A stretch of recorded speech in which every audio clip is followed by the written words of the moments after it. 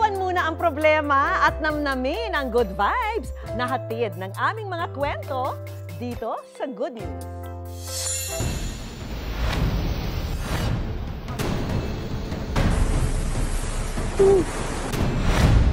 Lutang na lutang pa rin. Ang kabayanihan ng 15 anyos na si J-Boy, hindi mabibilang sa kamay ang dami ng iniligtas na buhay. Hindi naawa ako kasi madami ang nanghihingi ng tulong. Ang husay ng mga Pinoy sa kusina, world class. Dahil 108 na mga kainan sa Pilipinas ang kinilala ng Michelin Guide. Gets ko na kung bakit ni-recognize ito. Sobrang sarap.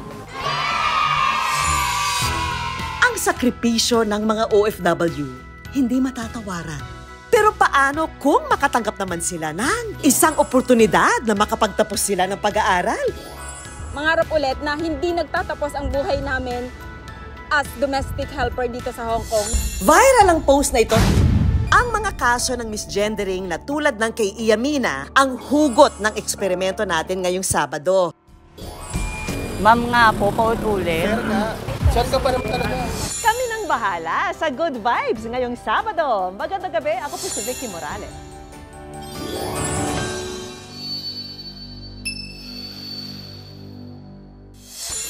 Noong nakaraang buwan, nagbunyi ang buong bansa dahil 108 na mga kainan sa Pilipinas ang kinilala ng Michelin Guide. Isa sa pinakaprestigyosong food guide o restaurant rating system sa buong mundo.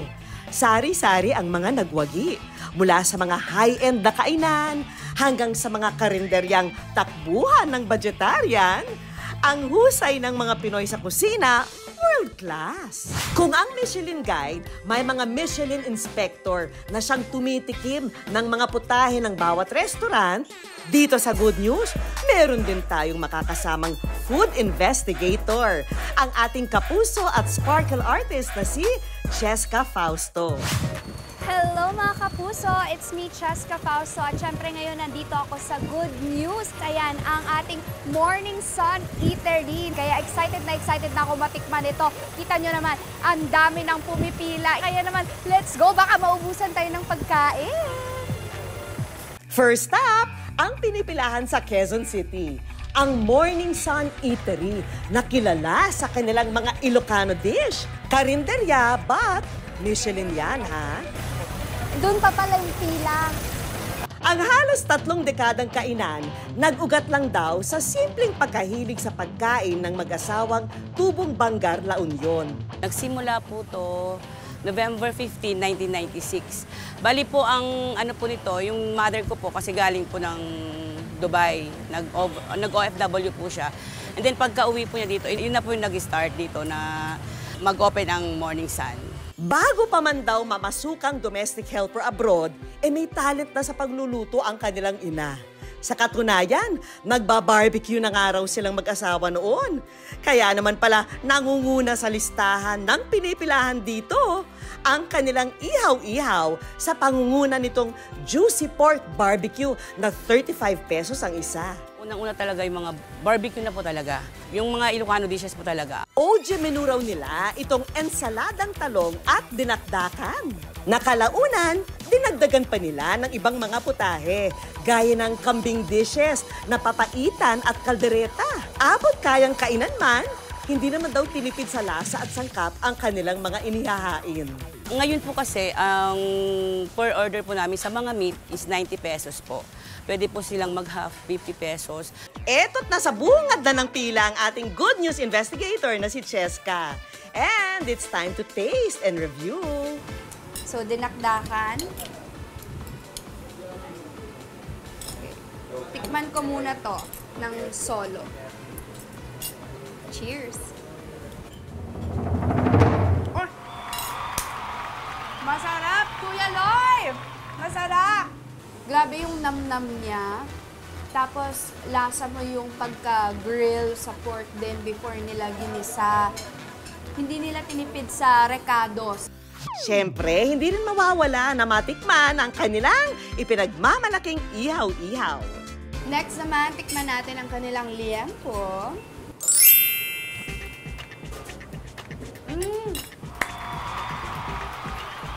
Ang lambot. Kung si Cheska ay satisfied, paano naman ang mga katabing customer ni Cheska? Napanood namin kagabi sa YouTube. Wow, worth it naman. Ano po yung pinaka-favorite po ninyo na putahe na natikman nyo for today? Parang almost all. Sa dami ng mga customer nila, tulong-tulong daw ang buong pamilya sa pagpapaandar ng negosyo. Family business po. So ako rin po cook, one of the cook. Pati po yung kapatid ko tsaka yung mother ko. Matapos gawaran ng Michelin Guide ng Bib Gourmand, lalo raw dinumog ang munting kainan nila. Hindi po talaga namin alam. Nabigla po talaga kami. Sobrang saya. Sobrang blessed po kami. Tsaka sobrang nasurpresa talaga. Ang tunay na tagumpay raw ng kainan ay ang pagkakataong babago ang buhay ng kanilang pamilya habang naghahain ng masarap na lutuin sa madla. Dito po ako napag-aral ni nanay. Kasi since 1996 po, nakapagpatayo na po kami ng bahay sa La Union. Nakabili na rin po si nanay at sa tatay ng mga lupa. Kahit pa paano po may sasakyan kami nabili kahit second hand lang. And there's more to our world-class food trip. Ang aming Good News investigator dumayo na rin sa Tomas Morato sa Quezon City. Sawadi ka mga kapuso, pero hindi ka magsasawa dito sa Samthay. Presenting another Michelin Bib Gourmand, Samthay. At ang pasimuno raw sa masarap na mga putahe rito, walang iba kundi ang ama ni PBB Collab Edition 2.0 housemate Caprice Cayetano na si Chef George Mendez. May nag-open talaga si Samthay is March 8, magto 2 years pa lang siya. Ito yung tinayong restaurant ni Chef George kasi ito po yung naging isa sa mga naging paboritong pagkain nilang family niya. Sa sobrang pagkahilig ng araw sa Thai food, naisipan ni Chef George na sumugal sa sarili niyang Thai resto na develop from scratch, ha? From the scratch po namin din naaral yung bawat dish. Nagtitraining na po kami. Sa loob lang ng 2 taon sa food industry, gumagawa na ng ingay ang Samthay. Bukod sa mga classic Thai dish nila tulad ng Tom Yum, isa raw sa paborito rito ang tinatawag nilang sun and raw egg na challenging daw gawin. Very crucial siya. Ang hirap po talaga niyang i-handle kung paano natin siya mape-perfect. Pero at least ngayon po is perfect na natin yung tuloy-tuloy na po. Nakakuha na natin yung perfect procedure, perfect timing, then perfect temperature po ng pagkain na ginagamit natin kay sun and raw egg. Ano pang hinihintay natin? It's time to taste test! Good News investigator Cheska. Oh my God. Eto mga kapuso, it's just deep fried egg white and raw egg yolk with like tamarind sauce. So kakaiba lang talaga siya, no? Cheers.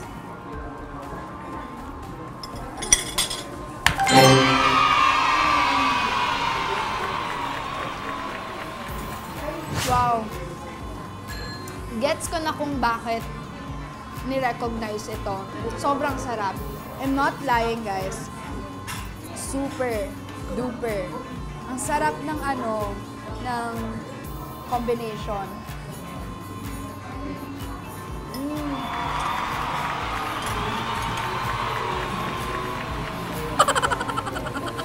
Actually, si Michelin is a huge impact. Naging consistent yung dagsa ng customers namin. Monday to Sunday, consistently talaga. Rain or shine, nandyan sila sa amin, pumipila. Aba, mukhang satisfied siya. Definitely worth trying and naintindihan na natin ngayon kung bakit sila trending. Ang mga paborito nating kainan, wala sa liit o laki, kung hindi nasa kalidad ng pagkain. Lasang Pinoy na hindi masakit sa bulsa. Congratulations po sa mga kinilala ng Michelin Guide. Proud kami sa inyo.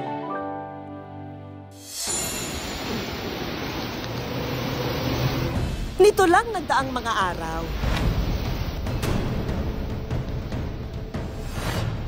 Humagupit sa bansa ang hindi lang isa,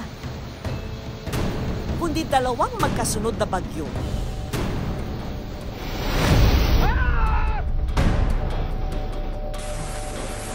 ito. Natuma na sa balay, guys. Na isa sa pinuruhan ang Cebu City.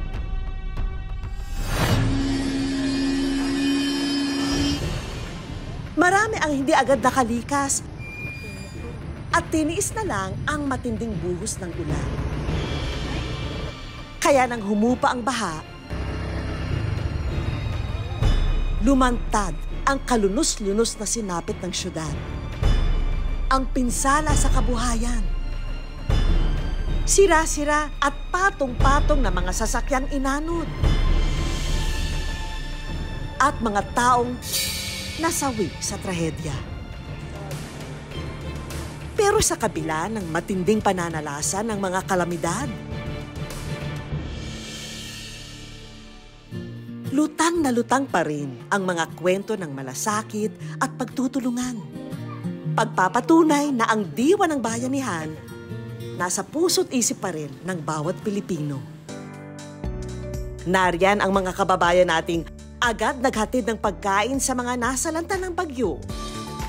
At ang sama-samang pagkilos ng komunidad para sa agarang paghahatid ng relief packs. Pero ang isa sa pumukaw sa atensyon at pinusuan ng mga netizen, ang kabayanihan ng 15 anyos na si J-Boy ng Liloan, Cebu City, na sa murang edad, hindi mabibilang sa kamay ang dami ng iniligtas na buhay. Yung kasagsagan ng bagyong Pino, yung baha, nandun na namin sa second floor. Nilapaw, nagkuhan mi, nagsakisami. Maraming napapanig, maraming patay. Mabilis daw ang pag-angat ng tubig baha noon sa lugar. Kaya sinaklolohan sila ng kanyang tiyuhin para dalhin sa ligtas na lugar. Sa kagustuhang tumulong, nagtago raw si J-Boy para hindi madala sa evacuation center. Sinaawa ako kasi madami ang nanghihingi ng tulong. Si J-Boy, buong tapang na sinagupa ang ragasan ng baha. Ang ginamit ko ang salbabida, doon ko sila pinasakay. Pabag na namin ko yung baha. Kuhan yung feeling mo, kuhan ng bugnaw yung tubig. Kuhan ka na dagan kay lansang. Sa murang edad na 15, tinatayang 50 buhay ang sinagip niya. Hindi ako natakot kasi kuhan, gusto ko makatulong. Mula alas 8 ng umaga hanggang alas 3 ng hapon, on to his mission si J-Boy sa pagdamay sa kanyang mga kababayan. Masaya sila sa ginawa ko kasi madami akong taong nasalbat.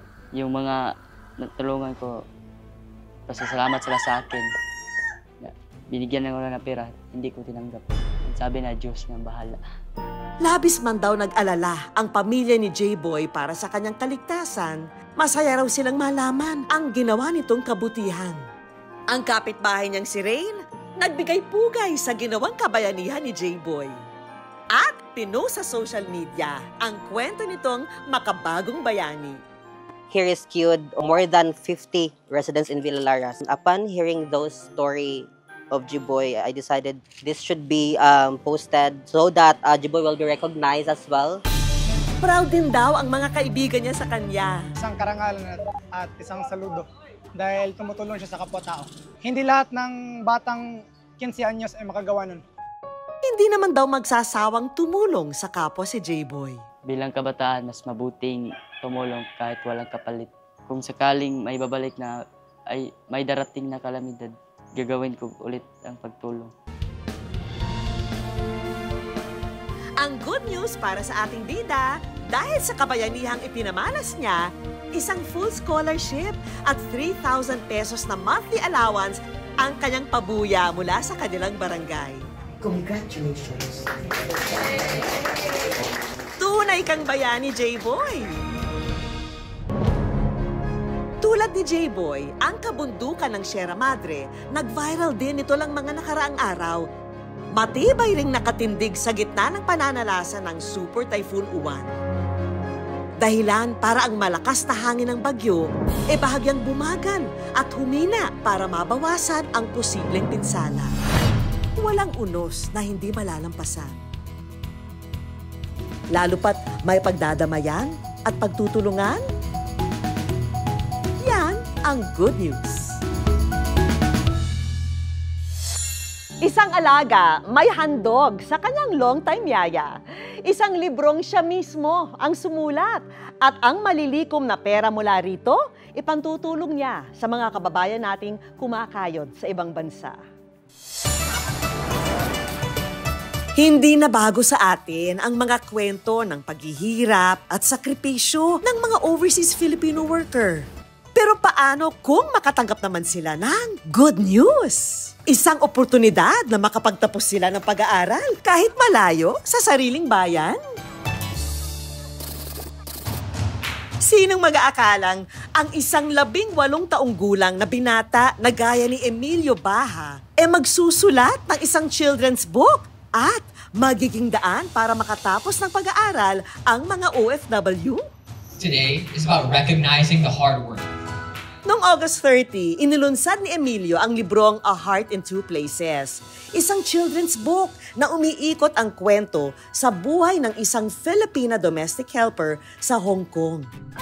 Ang kikitain ng librong ito mapupunta sa funding ng Scholars ng Fulfills, isang non-government organization na may layuning tulungan ang mga Filipino domestic helper sa Hong Kong na makatapos sa kolehiyo. Personal akong dumalo sa book launch, kasamang ilang personalidad para suportahan ang advokasya ni na Emilio. Sa murang edad, namulat na ang mga mata ni Emilio sa hirap na dinaranas ng mga OFW sa Hong Kong.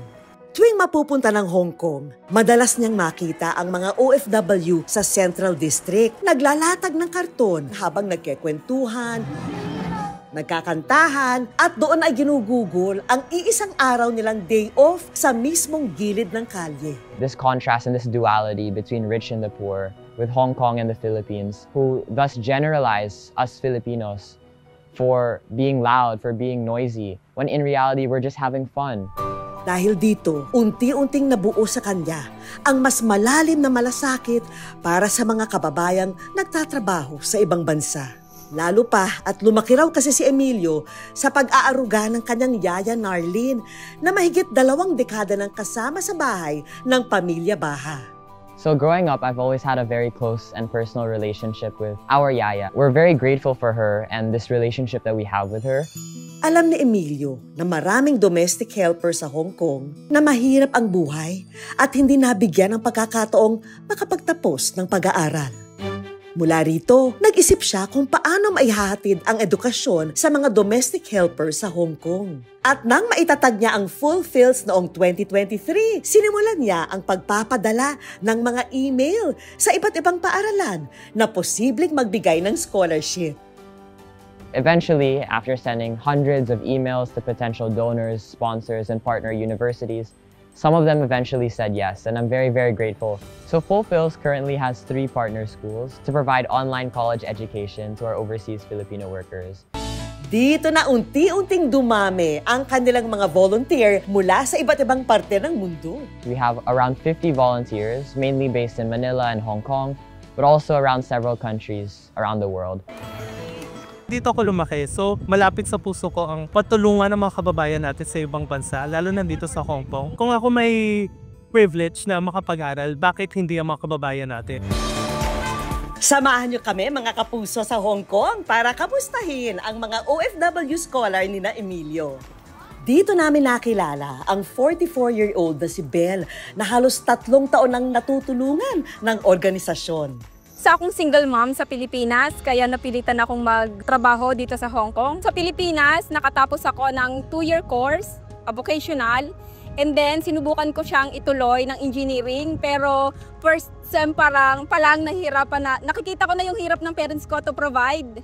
So I just decided to stop and sige, mag-work na lang ako, and then the rest is history. Nagbakasakali lang daw si Belle noong makita online ang tungkol sa scholarship.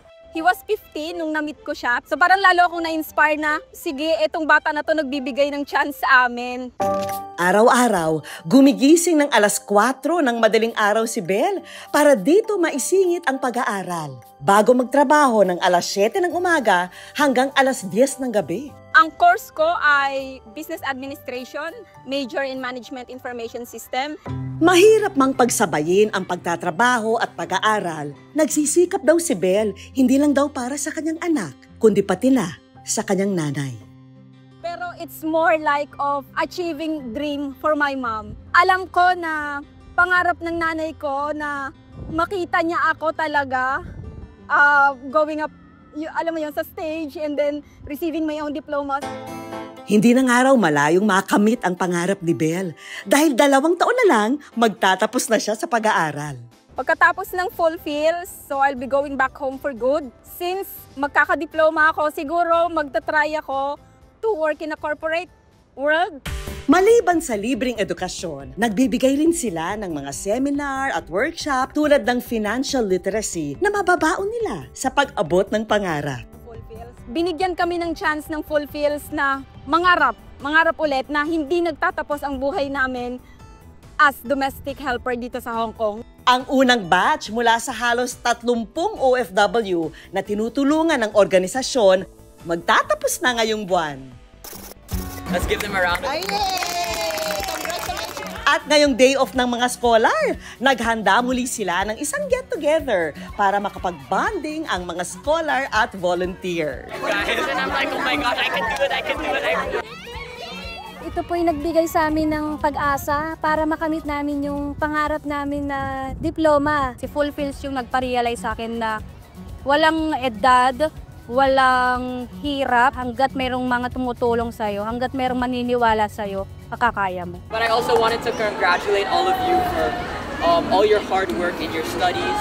Pero hindi raw dito nagtatapos ang pangarap ng mga tulad ni na Emilio at Fulfills dahil magpapatuloy raw sila sa pagtulong pa sa mas maraming kababayan. Hindi lang sa Hong Kong kundi maging sa buong mundo. Education should be a right that is given to not just a very select few, but also given to everyone. Ang sakripisyo ng mga OFW, hindi matatawaran.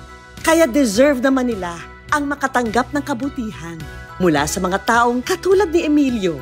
Dahil kahit sa anumang paraan, pwede tayong makapagbigay ng magandang kinabukasan. Viral ang post na ito sa social media kung saan ang aktres at komedyante na si Iya Mina nagbahagi ng saloobin tungkol sa kanyang karanasan sa isang drive-thru cafe kamakailan. Kwento niya, isang barista raw ang tumawag sa kanya ng sir sa kabila ng kanyang pambabaeng ayos at porma. Hi, sir. Sir talaga? Ano ba gusto ko itawag sa inyo? Tawagin mo ako ng ma'am or kaya miss. Kung hindi ka komportable, tawagin mo ako sa pangalan ko. Palalampasin na nga raw sana niya ito, pero laking gulat daw niya nang ang isanagot pa rin ng crew, yes sir! Hindi lang daw isang beses, kundi pa ulit-ulit na pakiwari niya ay tila nang iinis pa. Ano po order niyo, sir? Sir na naman. Anyway, isang iced coffee.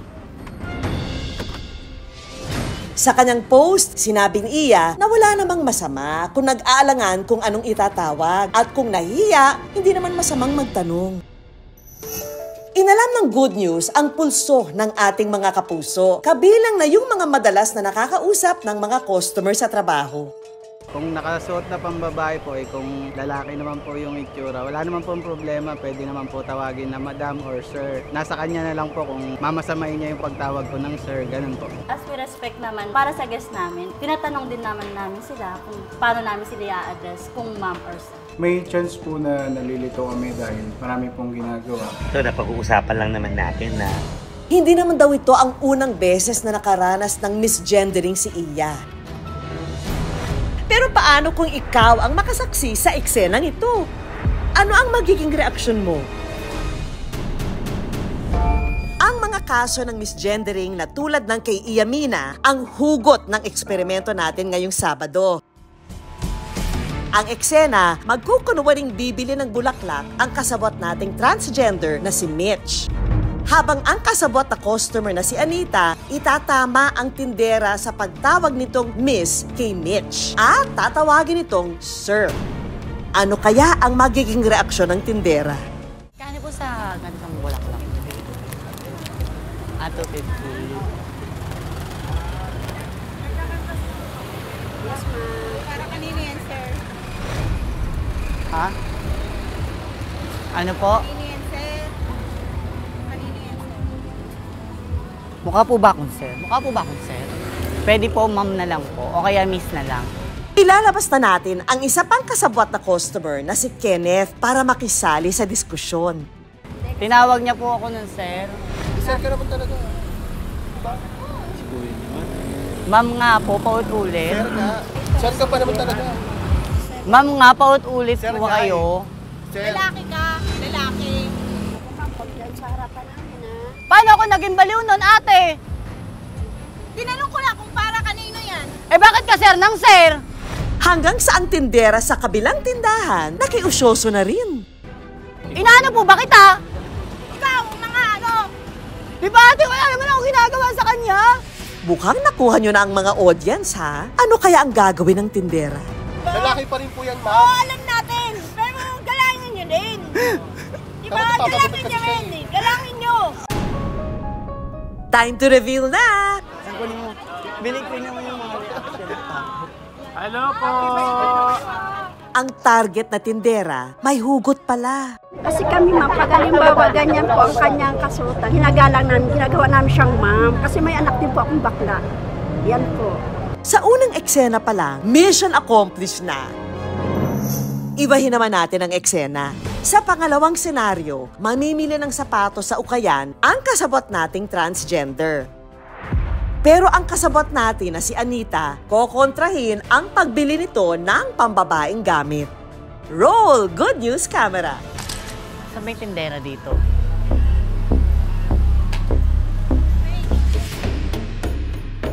Alam mo kanina ka pa. Bakit po? Lahat na lang ng damputin ko. Kinukuha mo. Masama po ba na namimili po ako? Oo. Bakit? Eh, namimili po ako eh. Bawal ba bumili lalaki? Ano dito? Bakla dito? At napatulala na lang daw ang tindera sa dalawa. Ano yun? Nakakaasap, lahat na lang ng damputin ko. Kinukuha niya. May ginagawa po ba ako sa kanya? Ang tindera, wala pa rin imik. Sa tingin niyo po ba, mukha po ba ako lalaki? Oo, lalaki ka. Mukha kang lalaki. Mukha po ba akong lalaki, ate? Mukha kang lalaki. Dapat hindi. Masyado kang diskriminasyon. Bago pa kayo tuluyang mag-away, i-reveal na natin yan.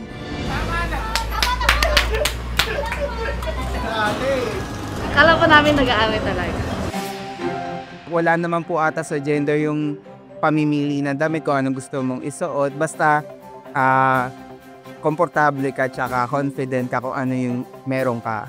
Mabuhay po kayo mga kapuso! Ayon sa eksperto, may behavioral explanation ang misgendering ng mga tao. Pagdating sa mga transgender, kinakailangan talaga kung ano yung preferred nila. Pag nakita naman natin na fully make-up, naka-dress, wala namang masama kung tatawagin natin silang miss as a sign of respect sa kanila. May mga tao lang talaga na kailangang irespeto yung pagkakaiba-iba dahil may tendency yung iba mang-asar, mamwiset, wag nilang patulan.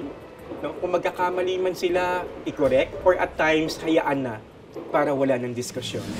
Hininga namin ng panig ang naturang cafe kung saan di umano nakaranas ng misgendering si Iya. Pero tumanggi na silang magpa-interview. Nakipag-ugnayan na rin daw ang manager ng cafe kay Iya para humingi ng tawad at makipag-areglo. Naway, maging aral ito para sa iba.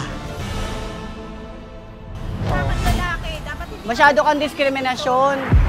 Ang respeto sa kapwa, walang pinipiling estado o kasarian. Dahil lahat tayo, Galangin nyo din. Diba? Galangin nyo rin. deserved yan. Operation Kabutihan pa rin tayo sa ating Good News Movement. Ready na ba ang mga kamera nyo? Abangan ang mga mabubuting gawa sa paligid. Kapag may nangailangan, tulungan. Kapag may nasaksiyang kabutihan, kuhanan. I-video ang masasaksihan nyong good deeds at isend sa aming Facebook page o itag ang aming account. At baka kayo na ang aming mapasalamatan at ma-feature sa Good News. Siyempre, gusto rin namin kilalanin ang mga gumagawa ng kabutihan sa araw-araw. At baka ang video nanyo ang aming ipalabas sa susunod na Sabado. Dahil basta pagtulong sa kapwa, #pang-Good-News yan. Naway napukaw po ng aming mga kwento ang inyong mga puso. Hanggang sa susunod na Sabado, ako po si Vicky Morales at tandaan, basta puso, inspirasyon at good vibes, siguradong good news yan!